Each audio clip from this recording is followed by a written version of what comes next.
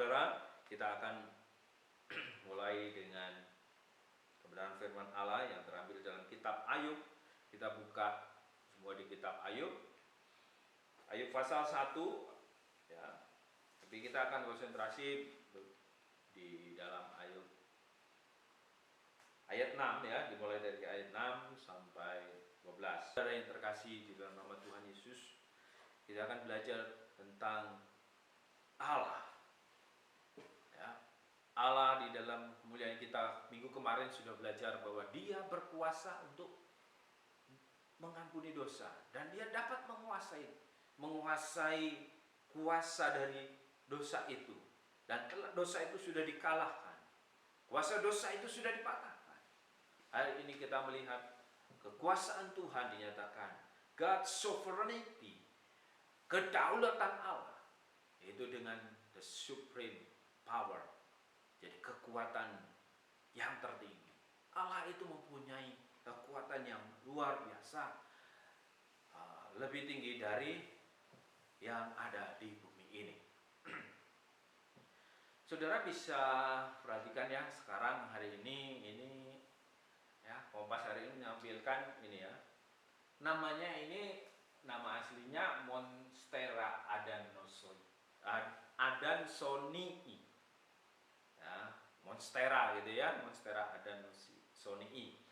Tapi di Indonesia disebutnya sebagai janda bolong. Ya. Nah, aneh-aneh Indonesia ini ya. Yang menarik saudara, ini dibanderol dengan sampai ratusan juta rupiah. Tanaman segini aja sampai dibanderol dengan ratusan juta rupiah. Saudara bisa baca di Kompas hari ini ya.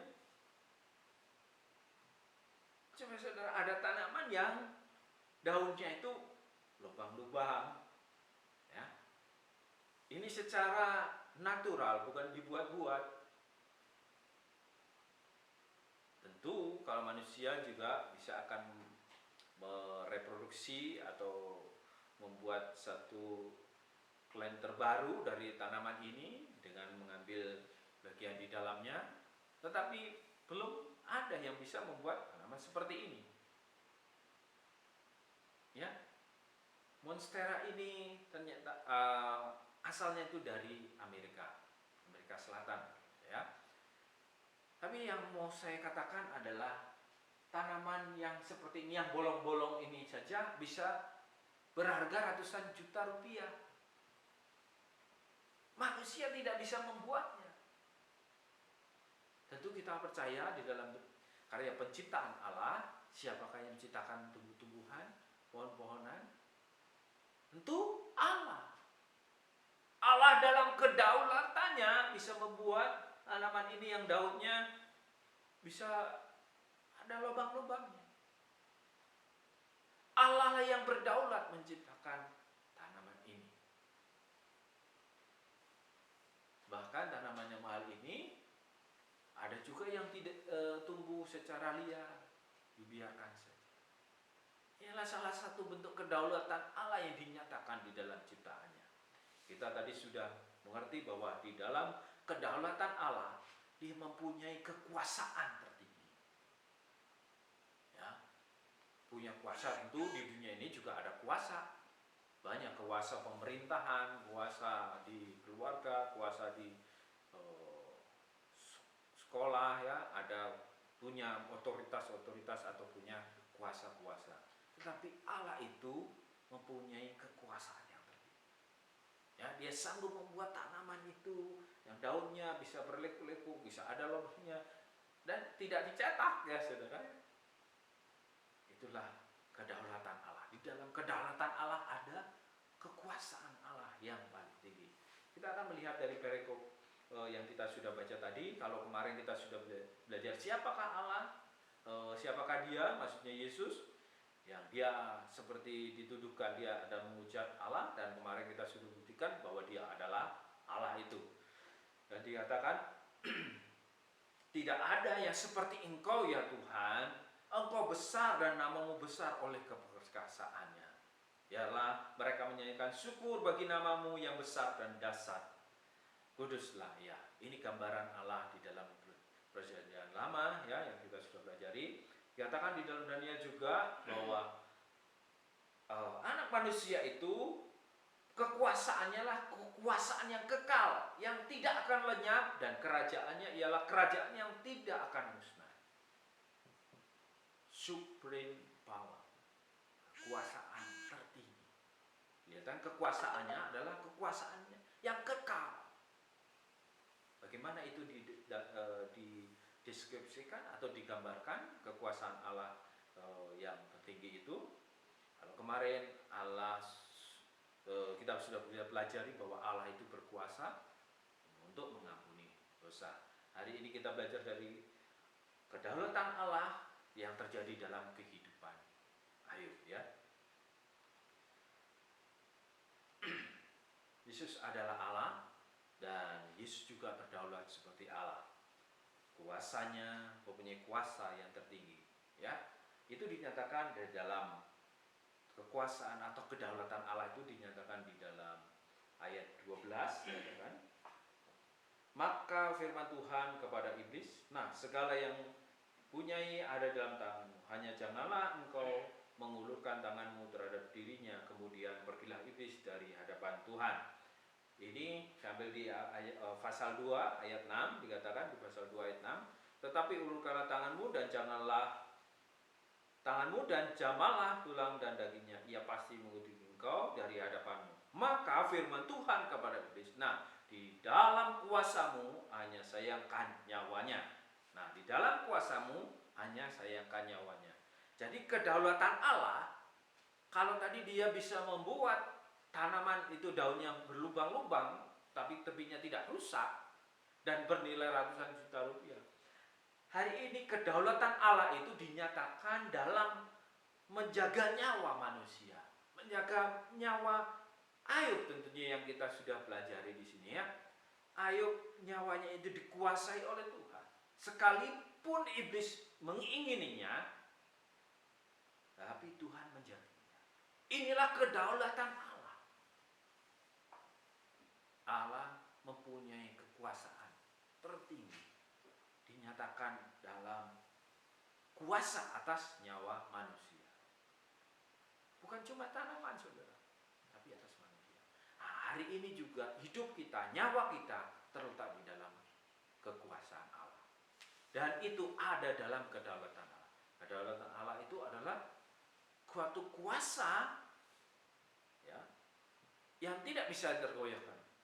Kalau Allah yang berdaulat itu, kalau Allah sudah menyatakan kuasanya, tidak sanggup suatu makhluk pun atau kuasa manapun yang bisa mendekat. Bahkan even sampai yang namanya nyawa manusia. Nah, jadi kalau hari ini ada beberapa orang atau banyak orang di dunia ini mengalami sakit penyakit yang akhirnya membawa kepada kematian, tentu Allah berdaulat atas semuanya. Allah mempunyai kuasa tertinggi, yaitu atas hidup manusia. Dinyatakan sekalipun Ayub ini sudah dimonitor, ya, diobservasi oleh iblis. Dan Allah menyatakan begini, sebab tidak ada seorang pun di bumi seperti dia yang demikian saleh, jujur dan takut akan Allah dan menjauhi kejahatan. Allah sudah menyatakan ini, tetapi apa? Iblis menyangkalnya. Iblis itu menyangkal, katanya. Jawab iblis kepada Tuhan, apakah dengan tidak mendapat apa-apa Ayub akan takut akan Allah?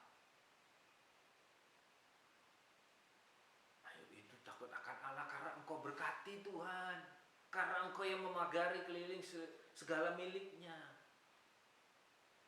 Padahal Allah sudah berkata, tidak ada seorang pun yang seperti dia, yang salah, yang jujur, yang takut akan Tuhan dan menjauhi kejahatan. Inilah the supreme power of God ini, kekuatan tertinggi Allah, kuasa tertinggi daripada Allah dinyatakan di dalam kehidupan manusia. Kalau Allah sudah berkata bahwa tidak ada seorang pun yang seperti dia, harus terjadi, bukan? Harus terjadi. Tetapi iblis menyangkalnya. Nah, hari-hari ini, saudara, kalau nyawa saudara, kehidupan kita ini, kehidupan saya dan saudara ini ada dalam kuasa Tuhan, ada orang yang menyangkal, ada kuasa yang menyakalnya, yaitu iblis. Oh tidak, dinyatakan bahwa Allah berkuasa atas nyawa seseorang. Seperti dia katakan bahwa tidak ada seorang pun seperti Ayub ini. Tapi iblis menyatakan, oh tentu karena engkau menjaga Tuhan. Coba kalau dia tidak diberkati, coba kalau itu diambil daripada Allah, dia pasti, ya menyatakan di ayat 11, tetapi ulurkanlah tanganmu dan jamalah segala yang dipunyainya, ia pasti mengutuki engkau di hadapan. Wah, ada challenge, ada tantangan dari iblis ini. Kekuasaan Tuhan, the supreme power-nya Allah itu di-challenge sama iblis, ditantang oleh iblis. Ia pasti mengutuki engkau di hadapan. Wah, kekuasaan Allah dinyatakan ini dengan di-challenge oleh iblis. Iblis mengatakan ia pasti. Nah, apakah yang terjadi, saudara? Kuasa mana yang lebih hebat? Kuasa mana yang lebih powerful? Ya. Setelah, kalau kita baca dari ayat 13 sampai dengan 20, dinyatakan bahwa segala harta miliknya, segala harta yang dipunyainya, termasuk anak-anaknya, dibiarkan sama Tuhan untuk diambil dari Ayub. Tapi kata Ayub, maka berdirilah Ayub lalu mengoyakkan jubahnya dan mencukur kepalanya. Kemudian sujudlah ia dan menyembah, katanya, dengan telanjang aku keluar dari kandungan ibuku, dengan telanjang aku juga akan kembali ke dalamnya. Tuhan yang memberi, Tuhan yang mengambil, terpujilah nama Tuhan. Dalam kesemuanya itu Ayub tidak berbuat dosa dan tidak menuduh Allah berbuat yang kurang patut. Inilah bukti perkataan Allah, bahwa tidak ada manusia seperti Ayub ini. Dibuktikan, di-challenge oleh iblis. Ia pasti mengutuki engkau Tuhan kalau hartanya kau ambil, kalau engkau tidak menjagai dia. Mati kambing dombanya, lembu sapinya, untanya mati, bahkan anaknya. Aduh, kalau yang misalnya dari satu kematian aja kita bisa sedih, orang bisa mengalami satu depresi, suatu kesedihan yang sangat. Ini 10 anak. Suatu kematian yang rentetan yang begitu panjang dialami oleh Daud, oleh Ayub, saudara. Tapi Tuhan buktikan, yang benar iblis atau Tuhan? Kalau iblis ngomong, ia pasti mengutuki engkau Tuhan. Inilah dalam kedaulatan Allah dalam menjaga nyawa manusia. Allah sudah bilang, tidak ada seorang pun seperti dia. Walaupun di-challenge atau ditantang oleh iblis, ia pasti akan mengutuki Allah. Ternyata tidak. Di ayat 22, dalam kesemuanya itu Ayub tidak berbuat dosa dan tidak menuduh Allah berbuat yang kurang patut. Ya, kuasaan Allah dinyatakan atas iblis juga. Nah, kondisi kita hari ini dalam kitab Efesus dinyatakan bahwa kita ini berperang bukan melawan darah dan daging secara kasat mata, tapi ada kuasa, ada roh di udara, penguasa di udara, ada roh-roh jahat. Nah, ini yang kita tidak tahu. Coba kalau dari ayat 13, saudara nanti di rumah bisa baca dari ayat 13 sampai ayat ke-19, ya. Tiba-tiba datanglah orang Sheba untuk menghancurkan. Tiba-tiba datanglah orang-orang Kasdim. Kemudian ada api yang dari langit. Kemudian datanglah angin ribut bertiup dari seberang padang gurun untuk meluluh lantakan keberadaan daripada Ayub. Dari mana, saudara? Tahu-tahu ada api dari langit. Kemudian ada angin ribut dari padang gurun. Mungkin fenomena alam bisa terjadi. Tapi kok ya bisa jatuhnya cuma kepada Ayub. Ada kuasa-kuasa yang bisa menggerakkan di dalam kehidupan daripada manusia Ayub ini. Hari ini juga ada, saudara ingatkan, ada kuasa-kuasa yang mempengaruhi kehidupan kita. Bisa menyeret keluar, bisa menarik kehidupan kita. Ada kuasa, bukan cuma orang yang kelihatan. Kalau kelihatan dengan mata kita bisa menghindar. Misalnya ada begal atau orang manusia yang jahat, tentu kita bisa menghindar. Tapi kalau kuasa yang kita tidak rasa, tidak tahu, bagaimana? Tahu-tahu kita sudah masuk ke dalam dosa. Tahu-tahu kita sudah menghujat Allah. Tahu-tahu kita sudah mengutuk Allah. Ada kuasa ini. Dan ini adalah dikerjakan oleh yang namanya. Tentu kuasa jahat ini untuk membuat kehidupan kita, orang-orang yang sudah dipilih oleh Tuhan ini, untuk menyangkali Tuhan, untuk tidak berpaut kepada Allah. Tetapi ingat, Allah yang berdaulat itu punya the supreme power, punya kekuasaan tertinggi atas kuasa itu.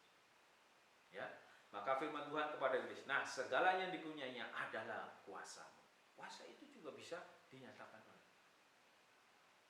Jadi nggak bisa iblis itu menyentuh kita sembarangan tanpa ada persetujuan daripada Allah. Dan kalaupun itu terjadi, ada maksud tertentu daripada Allah. Seperti yang dinyatakan di dalam kitab Ayub. Bahwa Allah bekerja di dalam kehidupan manusia, even sampai kematian nyawa seseorang pun, Tuhan sanggup membantu. Karena apa? Tuhan yang berdaulat itu, God sovereignty itu, dia punya supreme power, kekuasaan tertinggi atas kehidupan manusia dan atas kuasa iblis, kuasa si jahat ini. Karena ini dimensi yang ada dalam kehidupan kita.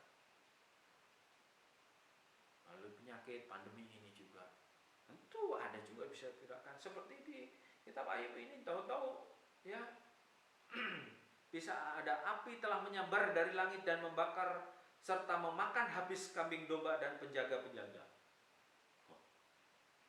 Kekuatan dari mana? Biasanya kalau orang tersambar petir mungkin satu atau dua. Ini kambing dombanya saudara berapa coba? Ia memiliki 7.000 ekor kambing domba dan ya 7.000 kambing domba. Lencat. Itu ada kuasa-kuasa ini. Hati-hati di dalam kehidupan kita. Saat ini ada kuasa-kuasa yang invisible, tidak kelihatan. Itu yang bisa mempengaruhi kita. Tapi kita ingat sesuai dengan kebenaran firman Allah.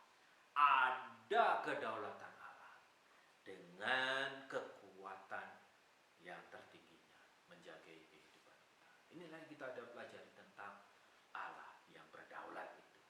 Allah yang berdaulat itu mempunyai kekuasaan tertinggi atas kehidupan manusia dan atas kuasa-kuasa si jahat, termasuk kuasa iblis. Ya, saudara, coba kita responi daripada respon Ayub ini. Maka jawab Ayub kepada Tuhan, aku tahu bahwa engkau sanggup melakukan segala sesuatu dan tidak ada rencanamu yang gagal.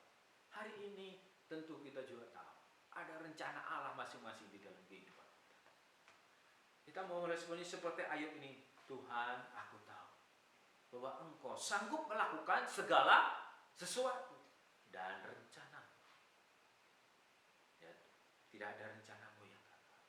Ya, setelah Tuhan mengucapkan firman itu kepada Ayub, maka firman-Nya kepada Elifas dan kedua temannya, murkaku menyala terhadap engkau dan terhadap sahabatmu, karena kamu tidak berkata benar tentang aku seperti apa.